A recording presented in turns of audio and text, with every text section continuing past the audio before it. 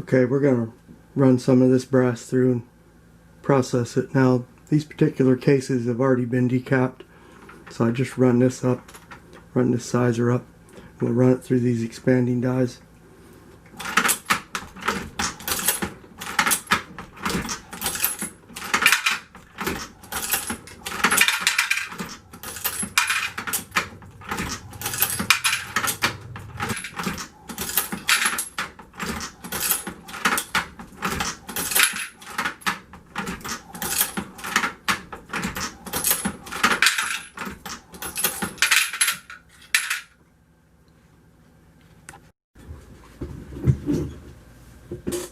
Okay, we've run the rest of this brass through the press. This is the bullet that I'm using today.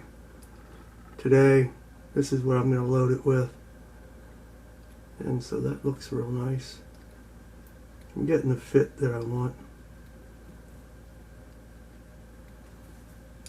And the bullet I demonstrated earlier was this, which should be a little larger, and it does fit tighter. But that would work fine also. So we're good there. Lots of times what I'll do is I'll case check it with this lineman gauge. But this doesn't tell you 100% of anything. If this bell's getting a little big, it won't case check. But we'll see what we got here. See, there's one that sits up a little bit, but that'll come out when you seat the bullet and crimp. After crimping, that'll iron out. But that's pretty much what happens when you get a little more bell or expansion on the case. It'll just sit a little proud on this. We're on the high end of that no-go, definitely. But yeah, that's the idea.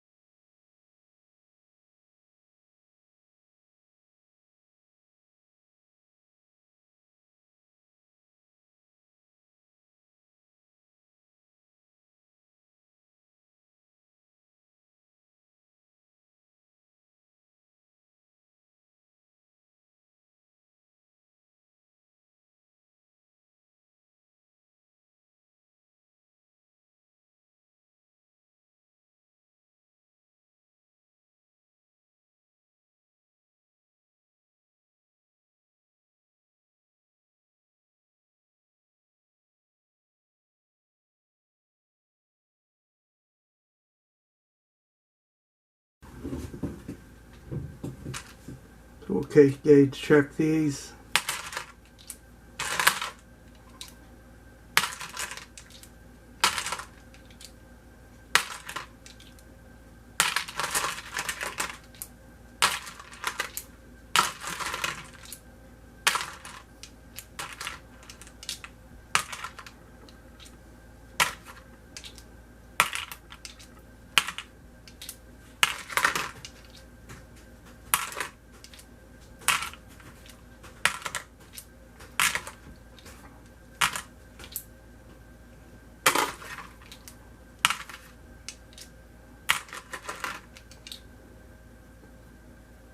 Take any that don't push correctly, they'll be practice ammo. They'll work in a revolver. And these are loaded long, so they won't go in the semi anyway. So it's all good. Just got to make sure that if these are tight, that they fit in the cylinder without binding up, or you'll get misfires on the primers. In other words, the moon clips won't sit all the way down against the cylinder. It'll cause a light strike where it doesn't sit all the way in, and when the firing pin hits it, it'll push it forward and it'll light strike. So Alright.